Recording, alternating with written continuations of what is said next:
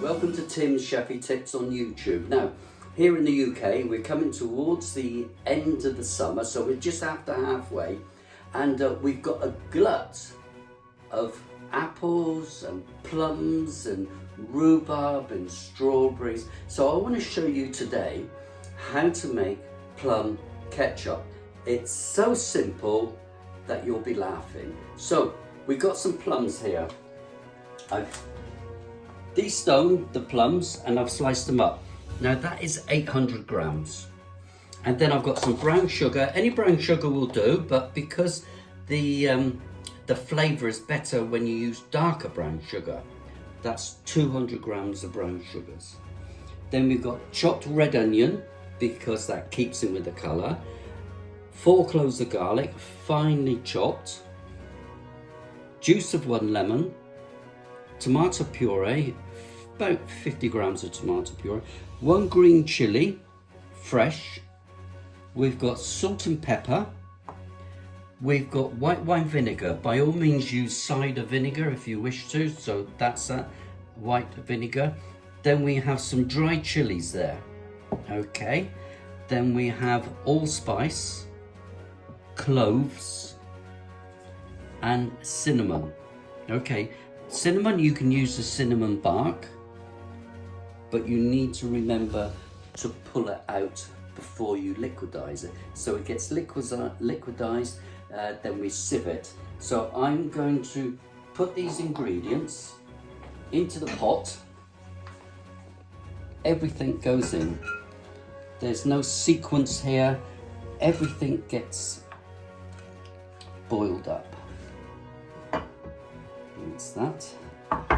We put the sugar, 200 grams to 600 grams of plums. That all goes in there. I'm going to squeeze the lemon.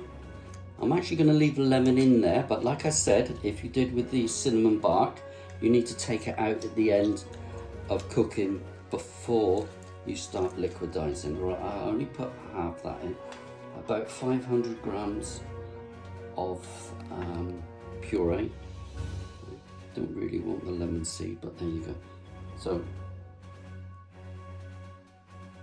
that's 500 grams. Now, one thing you've got to remember is these plums aren't ripe. They're almost ripe. So they're not as wet as if you use ripe plums. Okay, so that needs more boiling, more reducing. Now, most of these ingredients are to taste. Right, for example, cinnamon. My taste is 1.5 teaspoons. Right, we like cinnamon. We also like black pepper. So I'm going to put a half black pepper. I can always correct it before I jar it. We like chilies, as you know if you've been watching my YouTube. So I'm a good half of chilies there. Allspice. It's okay. So I'm going to put half in there. And I like cloves. I love cloves. So with the cloves, I'm going to put a good spoonful there. And the only liquid that I'm going to add to this at this stage is 500 mils of white wine vinegar, and that goes in there. That goes onto the fire.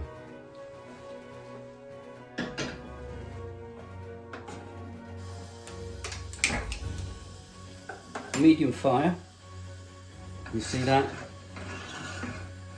Put the lid on it. Keep an eye on it though. And then we take it to the next stage where we liquidize it and then we pass it through a sieve. Let's have a look and see how it's doing.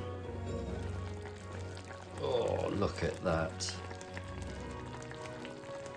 That's looking good. So I'm going to turn that down like that. I made a couple of mistakes in my first bit. It was 500 milliliter, it was 50 milliliters of tomato puree, not 500. And also with the vinegar was 50 mils, not what I said. Sorry about that. It's been on the fire for 20 minutes, 25 minutes, and as you can see, it's pulped up really nice. That pot was full right to the top, as you remember when I put it on. Right, so I've kept it stirring. Now what I'm going to do now is I'm going to liquidize it with a stick blender. Now, always be careful when you're dealing with hot stuff, and especially stuff that can stain your white chef's jacket. So I'm just going to liquidize it. So there we go, I've liquidized it up. Now this is the stage where you can correct the seasoning. Have a taste of it, see whether it's got enough spice or salt and pepper. I've just tasted this. I can really taste the cloves and the chili coming through and the black pepper, because we like it spicy. Now that's been liquidized. If it is too thin, then you need to reduce it down a bit more. This is quite thick, so you can see how it coats the back of the spoon. So what I'm going to do is I'm going to sieve it, and then I'll put it back onto the fire just to bring it back to the boil, because we're putting it into pickling jars and we want it sterilized. So anything like this, once it's been opened, once the seal has been broken, you need to keep it in the fridge. So we'll come back to this once I've sieved it. This can be a bit messy, so I'm just ladling it into the fine sieve, and then I'm just moving my spoon around inside. Remember that you get a puree underneath that, so we got a scrape underneath that. And what I'm going to do then is, once I've finished in the crock pot, I'll wash it out and then return the ketchup that has been sieved into the crock pot, bring it back to the boil, and then we'll jar it into our preserve jars. So this is the end product. This has been liquidized and now it's been sieved, and I'm just bringing it back to the boil to sterilize it, and then we jar it. So we just want it to come up to a boil. Ketchup is just coming up to the boil like that, and you stir it, get your spoon like that, and then if you run your finger across it,